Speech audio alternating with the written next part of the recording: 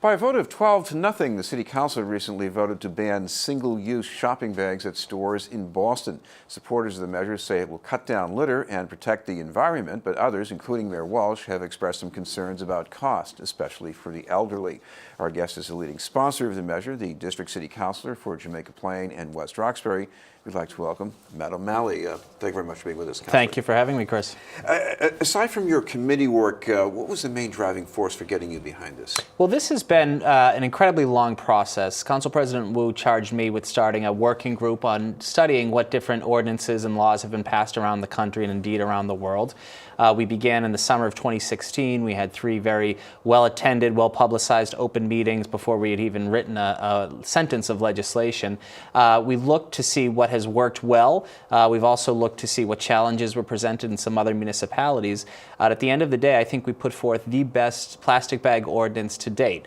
As you said, not only will it address litter, will it address quality of life and environmental issues, but it was also written in such a way that it wouldn't be particularly punitive or damaging to businesses or consumers.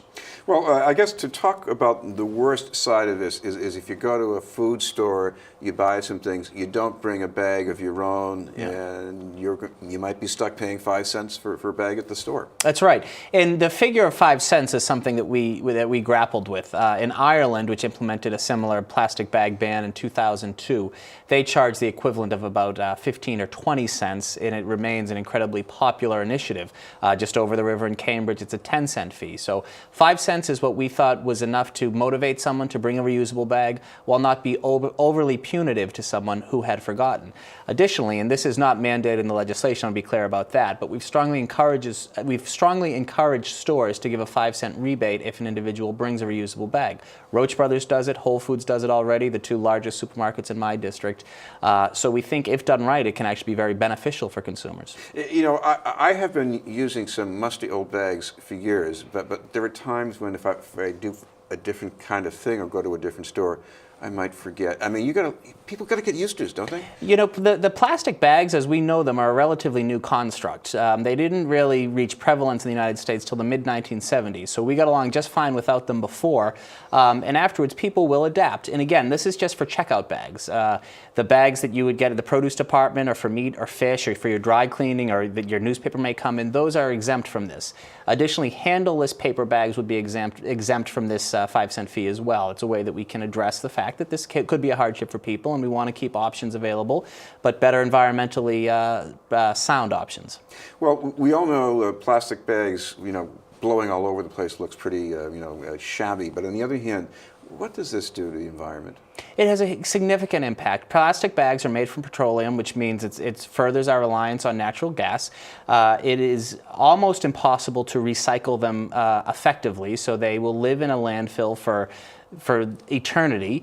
We see what they've been able to do in our fish and our wildlife and our birds. I mean, they're decimating certain populations of animals. Moreover, it adds to that quality of life issue. We see them in storm drains. We see them up in trees. In the city of Boston alone, we use 367 million single-use plastic bags every year.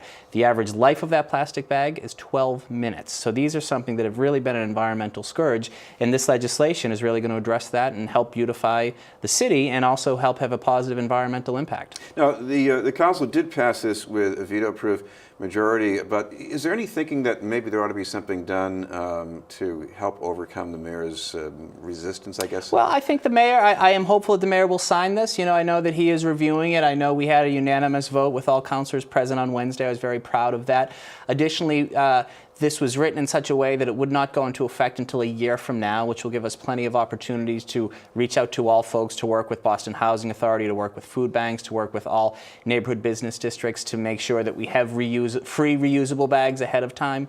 I spoke with a number of elected officials from around the country as we were gathering information on this, and 2 individuals come to mind, a council member in Washington, D.C. and Seattle, who both said businesses in their cities were very lukewarm to this notion as initially initially, but once it was passed, they gave out reusable bags with their logo. It was a great branding. I can tell you on Election Day, I had my volunteers out. We gave well over 1,000 bags out to voters, and they were a very hot commodity. Absolutely, and it's good for the environment and the right thing to do.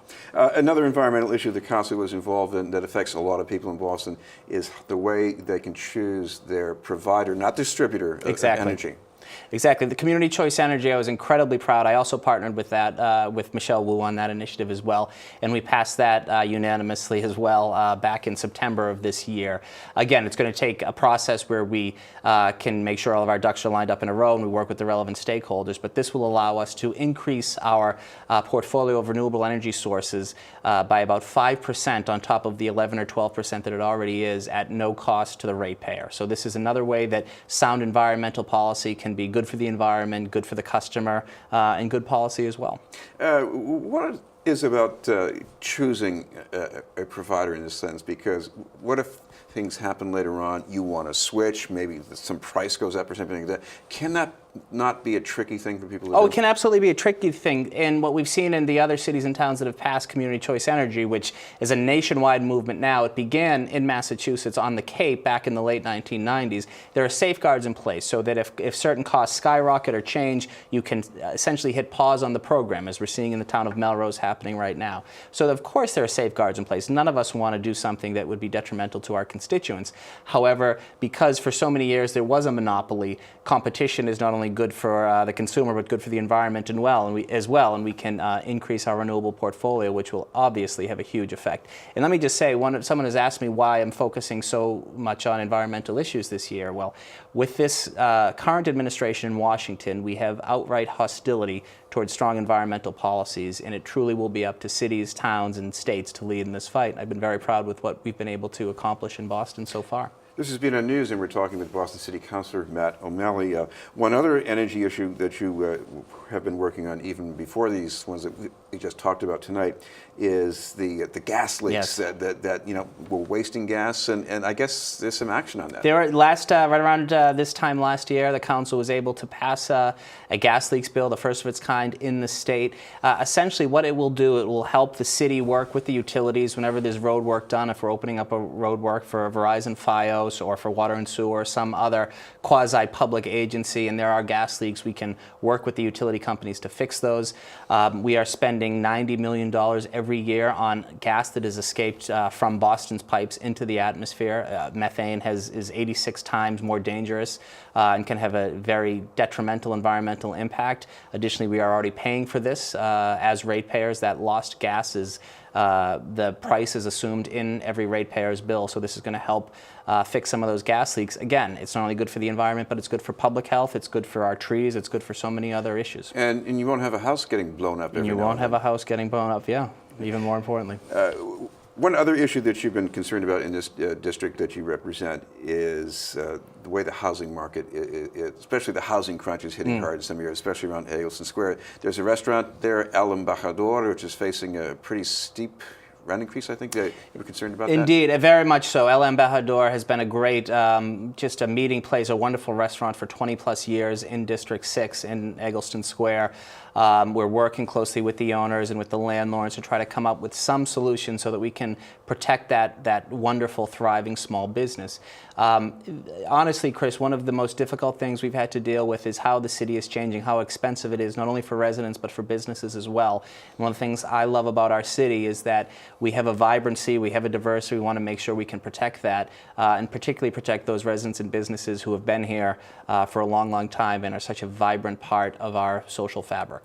Well, looking to the year ahead, you're going to have 3 new colleagues on the council, so how does that look for you? I'm very excited to work with councilors-elect Flynn and Janey and Edwards. I know them all for varying degrees. Councilor-elect Flynn and I both came up short in an at-large race in 2005, as did John Connolly. The 3 of the 4 of us who didn't make it subsequently went on to win elections to the council. So obviously he comes from a great political family and has done a lot.